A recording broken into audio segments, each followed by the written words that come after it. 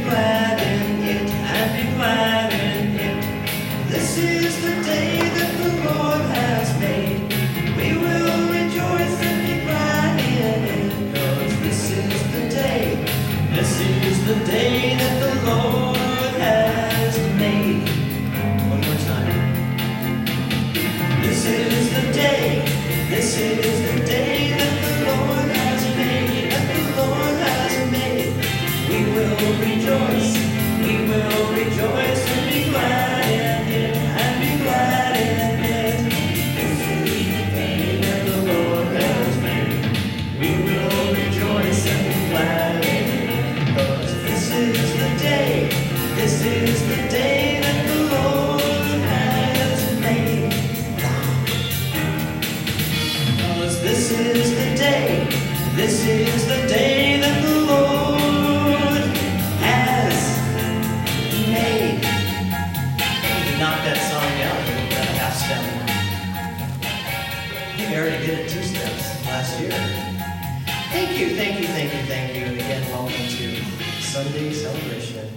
And now just sit back and take a deep breath. And I'd like you to imagine the light that's in this room. You don't have to imagine it is here, but I want you to see the light that is in this room, the light that flows from your heart, and know what that light is.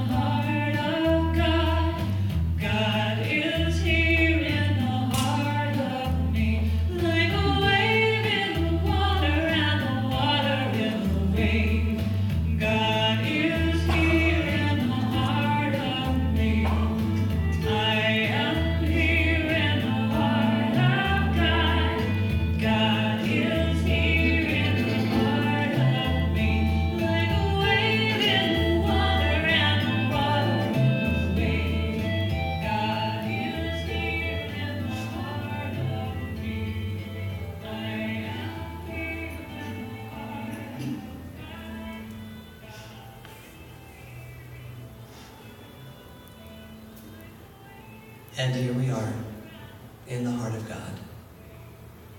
God is here because we are here. We give thanks for that awareness, that knowledge, that consciousness. We give thanks for remembering truly who we are. And I give thanks for your presence here today. And as we gather and as we feel the energy rising, as we feel our creative and healing powers amplified, by joining together, we send that healing energy out into the world, to our family, our spiritual family, our own family of blood,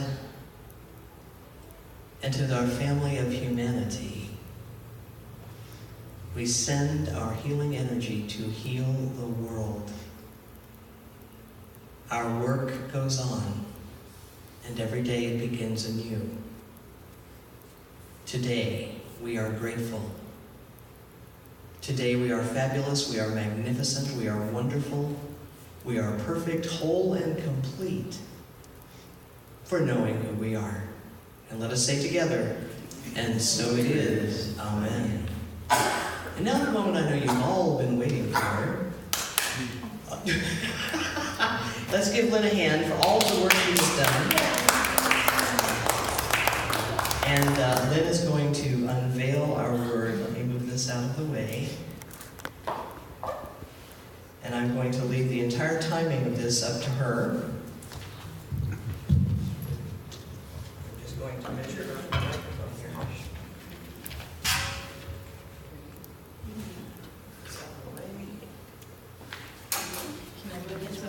Or I'm gonna let you move it over. He's moving this over. We have clear space. And is this a good height for you? Yes. All right. I'm going to go sit out here. I want to see this. I want to see this. Okay, here we go. Are we taking this? Yes, we are recording. Mr. Recorder Man is back here. All right, so we're going to unveil the word for the next year. And before we do that, Russell, hit it.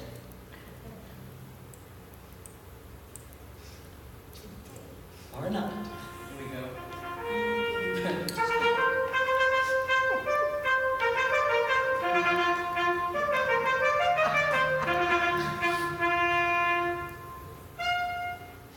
The Unveiling. Oops. All the way from Paris. Yeah. Oh.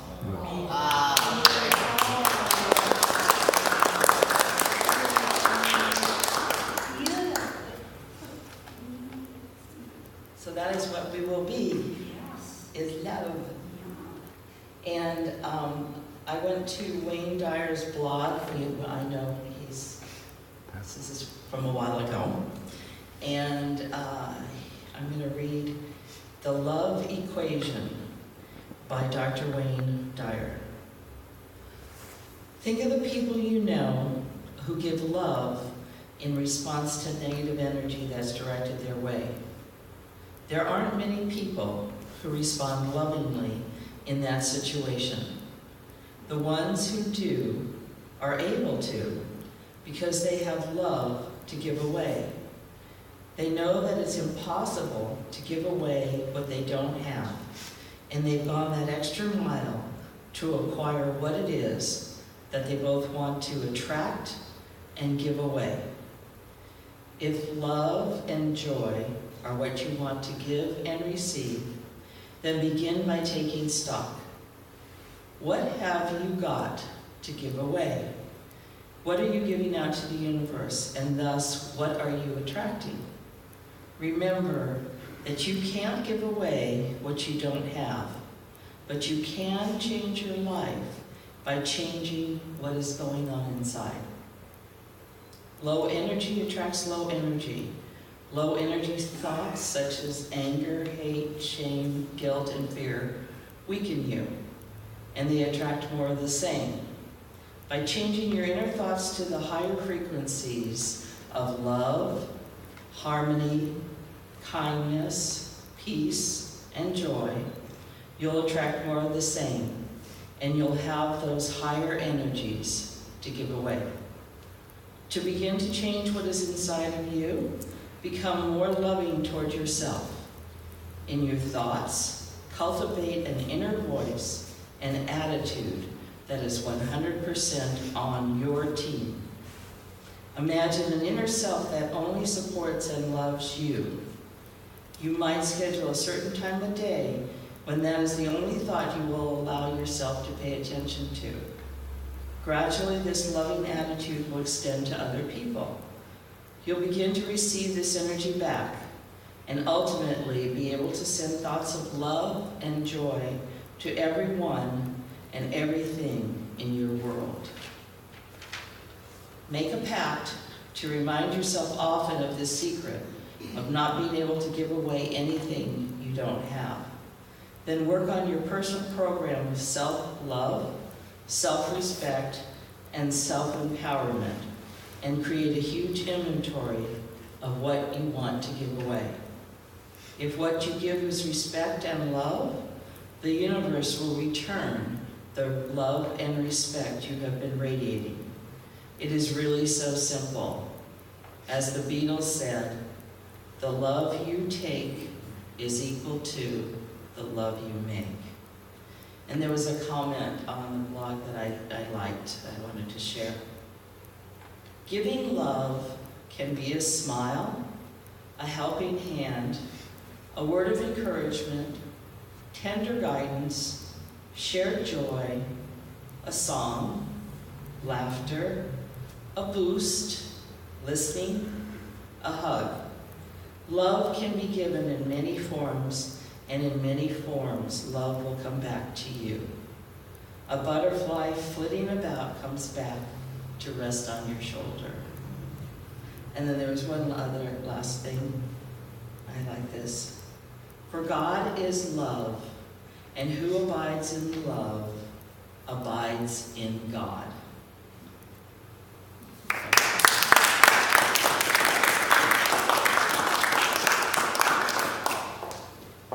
So it takes up its new place up here, the other words. That look good? Perfect. Thank you, Lynn. Thank you, thank you, thank you. Thank you for doing the sign, for finding the beautiful reading. And the butterfly, of course, was Eunice. Because we know that when we see, especially when we see a monarch butterfly, it's got to be Eunice. And Audrey. And Audrey, absolutely. Yeah, sometimes we see two together. A couple things. One, yes, I did depart from my tradition of one word. And I thought of love by itself, but that's been used so much, and sometimes people don't know if is it a noun, is it a verb, what are we doing? And it just came to me that be love. It's the beloved. We are the beloveds, and we therefore have the capacity to be love. Perfect. I'm glad that's okay. You can shout it out. We don't stand on ceremony here. So we're in part 2 of our. What happened to my little clock there? So I have to glance at my watch occasionally. Of our Christmas Carol series, as it were. And today, which I forgot to put the title on the front cover of the bulletin while I was so busy changing colors and designs, is Divine Memory. So we'll be going into that topic. So, there is no doubt that Jacob Marley was dead. This must be distinctly understood, or nothing wonderful can come of the story I am going to relate. So begins the Dickens classic, A Christmas Carol. And indeed, the beginning of Ebenezer Scrooge's reclamation was his long-deceased partner just dropping by to say, you're on the wrong track. Okay? And it's because he realized he had separated himself from the fate of the world. And Susan? Yes, Just let me know, honey, when you're... I'm ready. I have a cough drop. A stronger cough drop. A stronger cough drop. Okay, good. I just want to be sure, with the rustling and all. Okay, so we don't want to separate ourselves from the fate of our fellow congregants. So now we're all back on the same page. Yes, could this gentleman over here have one? Why don't you go over and get that, honey? I do feel I'm so proud of this young man, because most people in his shoes would say, "I'm staying home. I'm staying in my bed," and he had a perfectly good excuse to do so. Back hurts from being in bed. What?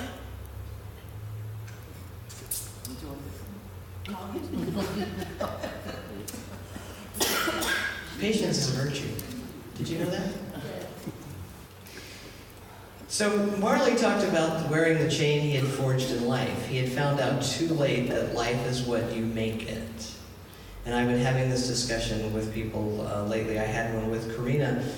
She came to our New Year's Day gathering, which was really nice to see her, and we were talking about, is it what you do that can make you happy, or could you be happy doing anything? That's a big question. Could you be happy no matter what you are doing, no matter what's going on? So we can choose whether we're grateful or ungrateful, joyous or despairing about life. So Marley is saying, his soul, his spirit, his physical self never walked beyond the confines of their business, because they had a very successful business. And as you know, Scrooge says, "But you were so good at business." And again, let me repeat, mankind was my business. The common welfare was my business. Charity, mercy, forbearance, benevolence were all my business. The dealings of my trade were but a drop of water in the comprehensive ocean of my business. And he goes on to say, and that is why I suffer so much at this time of the year. Why did I walk through the crowds of my fellow human beings with my eyes turned down? Why? Were there no poor homes to which the light of love could have conducted me? Maybe. So last week we pondered the question, what business are we in? Naturally, those of us who are following a spiritual path, and that includes all of you folks and many, many, many folks out there on the planet, we know we are created to, the first time, Be love. Let's say it again. Be love. Yes. We were created to be love in the world. And of course, service is the business we're in. And again, we know it isn't what? It isn't sacrificing. It isn't ego-based. It isn't, I'll go hungry so you can eat. That is just martyrdom looking for a pat on the back. It is not the same thing as helping, because helping can smack up condescension. Oh, you poor needy people. And what does that do? That separates them from us. There's the needy people over here, and there's us over here, and we're just so darn abundant. And we're going to be very magnanimous and share it. Service begins with seeing other people as perfect, whole, and complete. How easy is that when you see a ragamuffin person on the street? People don't say ragamuffin much, do they, anymore? But you know what I mean. You see a person who is down and out, as they also used to say. Do you see them as perfect, whole, and complete first shot? You do. Well, go for it, because I think I'm still struggling with that. And Paula sends a blessing, and she sees, but it is difficult for most of us to look immediately past that exterior person or that drug-addicted person and see them as perfect, whole, and complete, because other people will look at us and go, what are you, crazy? They have this wrong with them, they have that wrong with them, they need a home, they need treatment, they need to get sober, and on and on and on. And what we want to do is to start our service with, you're the child of God. Whatever you look like right now, you're a child of God like I'm a child of God. No different. We're trying to look at them as people who are in need of our love and compassion. And yes, we could improve their outer circumstances. Yes, we could help in that sense. But that's not where it begins. It begins with you're perfect, whole, and complete. And now let's see what we could do together to make your life a little better. Very different feeling. Another important idea from last week is that we always have the resources to help, to assist, to aid, to be of service. We do not need to be rich. We do not need to be rich in money or rich in goods. We have a wealth of love and a wealth of time. The other idea is to remember that sometimes we've been misled about the idea of having a purpose in life, and I asked you this last week, I'll ask again. How many of you know what your purpose in life is? To serve, right? In your own way, wherever that is, whatever that is, in however it looks, you have a purpose. So there's no highfalutin purpose out there. There's no, pinnacle of enlightenment you must reach before you can be of service. People sometimes say, well, I'm going to be really service-oriented as soon as I figure out how. I'm sorry, just go out and, as Lynn said, as Wayne Dyer said, a smile, a hug, a boost, a hello, how you doing? Or Craig jumping up and picking up the bulletin for Jan. That's all it is, okay? We're here to serve, problem solved. So we don't have to have a special purpose. No hand of God has to come down and put a mark on us and say, okay, now you're ready to go. You're ready to go the day you were born. And by the way, you were much better at it when you were a child, because you didn't have all those ideas and prejudices and things you should and shouldn't do. So we're all here to be our unique selves, and we're here to Be love. For anyone, anytime, anywhere. We're on call. So back to Mr. Scrooge. In the second part of the story, he meets the ghost of Christmas past. How many of you remember your past entirely fondly? Entirely fondly, Joe. No bad spots. Okay, I like this man. I like this. This is exactly what we need to do. Because what could be so powerful about the past? Don't we always say, don't drag your past around with you, don't bring it like on your little burden of stuff? Well, we do, but there is certainly a value in our memories, and one of the things we need to remember is how to be happy. Have you ever seen a child playing? They're not saying, gee, I wonder if I should be happy today. Have you seen them? They're innocent. They just go, oh, look, something to do. And off they go. Do I have time? I don't know if I can fit that in my schedule right now. I'm kind of busy. Ever seen a 4-year-old do that? No. We need to remember, because guess what? We have forgotten how to play. We've forgotten how to imagine. Because the moment we start to imagine, some other part of us goes, well, you know, that really can't happen. Because kids have no, that really can't happen in their heads. All they have is, wouldn't it be cool if, and off they go. Those are the things we need to remember. How to play, how to imagine, how to dream. Without the ego butting in. We know Scrooge lost track of who he was when he was much younger. We look at an old man who is pretty damn mean. And that's the person we're tempted to believe he is. Is he? No, that's just how he's showing up right now. He seems like he's impervious to other people's pain. He meets every comment with meanness and suspicion and anger. So the person we first meet is a horrible, rich, evil miser. The ghost takes Scrooge and the audience, the reader, back to when Scrooge was a child. A little boy. Just a little boy. We were all little people at some point. He was a little boy. He was lonely. He was shunned by his father, who blamed Ebenezer for his mother's death. But he had one sister who adored him. He was a child as we were children. Then we see him in his apprenticeship, which was common in those days for a young man to go into apprenticeship. And he did, to a very wonderful man, Mr. Fezziwig. Remember, Mr. Fezziwig was a really great guy. And he's open and generous and kind-hearted and jolly. And so is Ebenezer, for a while. So we know that's not where he shut himself off from the world. A bit later, we meet the love of his life, Belle. Sadly, in time, that relationship goes awry. And we see through Ebenezer's eyes the breakup.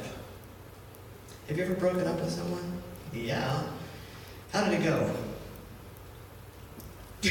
Kind of depends on who it was, right? Sometimes they go well, sometimes not so well. But sadly for him, though having the best of intentions, and we know what the road to hell is paved with, he has allowed success in business to become his holy grail because he is terrified of being poor. Well, I have to tell you, poverty is bad now, but it was really bad when in the setting of this story. People literally just keeled over and died in the streets, and people were sent to poorhouses, which is like a jail for the poor. Ask me how that makes sense. You're poor, you go to jail. It was bad. He was terrified. So he convinces himself that he will focus on money only until he has enough. Oh, that's a dangerous line, because let me tell you, the enough line just keeps moving. The target just keeps moving.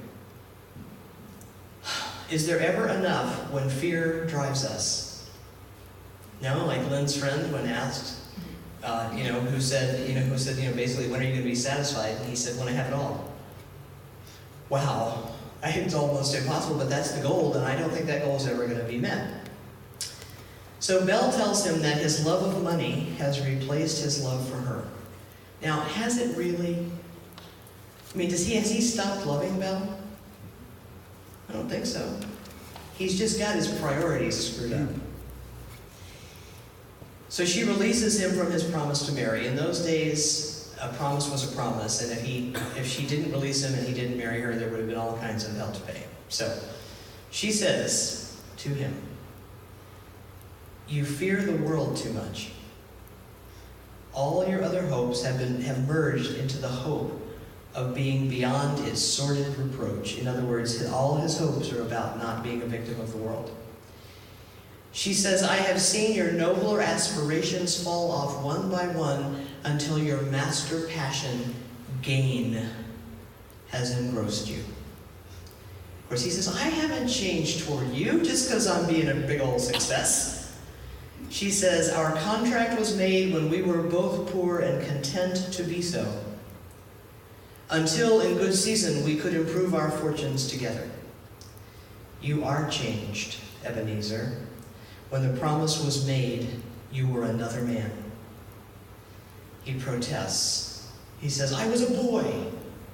What did I know?" But he doesn't know that he has abandoned that part of himself, that boy who proposed to Belle, who said, "I love you," and gave her an inexpensive little trinket of a ring to put on her finger. Finally, she says to him,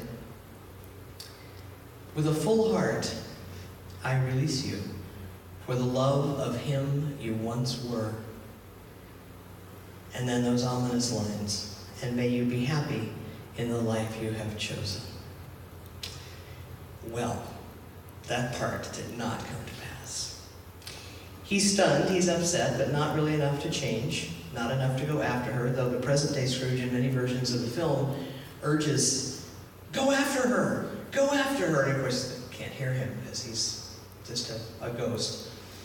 And then, of course, he beseeches the ghost not to torture him with any more memories, but again, in some versions, in the next scenes, we see how Belle's life has turned out. She has a wonderful husband, a whole bunch of kids, a nice home, and a beautiful Christmas Eve together. And he says, "That could have been mine." Yeah. But again, he can't go back and have that life, but could he learn something? And that's the point of the ghost's visits. So that's what I meant when I said we are wealthy and we can do good without spending a nickel. It's nice if you can afford the nickels, but you don't need to have them.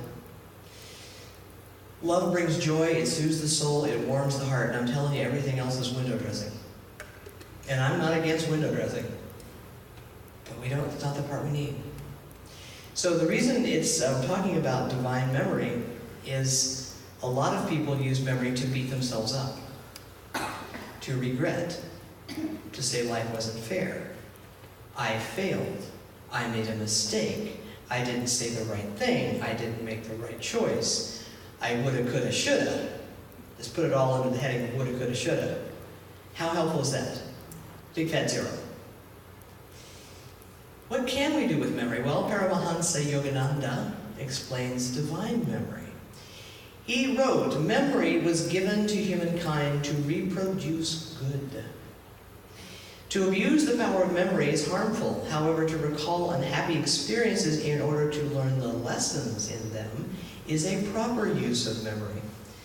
And it is then that one may analyze the past choices and basically, although he says it in 22 words, not do it again." How many of you have done the same thing again? 17, 18 times. But you're learning. So what's happening for Scrooge is that Marley has brought him a chance to learn the truth about the past. It's too late for Marley, but his compassion for Scrooge has arranged this opportunity for redemption. We all have a ghost of Christmas past, right? A part of us that remembers. Isn't it interesting that we only remember certain things? And how many of you will remember like the happiest moments and the ickiest? You can remember, right? They're just there. So it's just interesting how we select. And then someone else will say, "Well, do you remember when we did that?" And you go, "Not at all." Not a clue. Don't remember the conversation. Sandra does that to me sometimes. She'll say, "I told you about such and such." And I go, "Really? Wow." But we have a new perspective today. So this is what it means to use our memory for good. We also, how many of you like to remember the really best parts of who you were as a kid? When you played, life wasn't so hard and so challenging and so complicated. You just had a good time. Jan was over at my house. She was recounting some things. She brought me a wonderful sort of house present. It's a sisal doormat that says "Namaste" with a lily, and it's really, really nice. And she was sharing stories of old cars and old jobs and having to walk uphill and to school in the snow, both ways. Yeah, both ways. So at some point, we all stopped being, and I mean everybody, stopped being exactly who we really are. And why? Because somebody wanted us to. Somebody expected something of us. Someone said, "You should be this." So we kind of stopped being exactly who we are. How often do you remember being rewarded for being completely genuine? Not necessarily. How many of you remember being chided for being completely original and yourself? But now you see we can choose what makes us happy. We're all grown up now. We get to choose. So we can use divine memory. We'll give it one more shot. Look at the word on the very end. We can use memory to transform our past events. Transform them into something helpful. So let's just think for a moment of the past year. Everybody got the past year in mind? That, at least that part that you still remember of 2017. I asked you last year, and I'll ask you again this year, 3 things worth remembering and 3 questions worth asking about last year as you begin this year. First question, what do I want to stop doing because it does not serve me well? What do I want to stop doing because it doesn't serve me or my goals in life? Okay? Number 2, the flip side of that. What do I want to keep on doing because it really supports my path and my life? Okay, so the first 2, what I want to stop doing, what do I want to keep doing? And the third, what new thing shall I start doing that will bring my human self into alignment with my soul self? And one suggestion from Joel Fotinos is the 10-10-10, which I have modified to the 5-5-5. Reading, writing, meditation. If 10-10-10 is a challenge, do 5-5-5 to start. 5 minutes reading, 5 minutes writing in a journal of some sort, and 5 minutes meditating. Then bump it up to 10 when you feel like it, and keep bumping it up whenever you want. They don't have to be equal. If you said, I had 20 minutes for reading, but I didn't have as much time for the others, that's okay. Just keep going. Keep at it.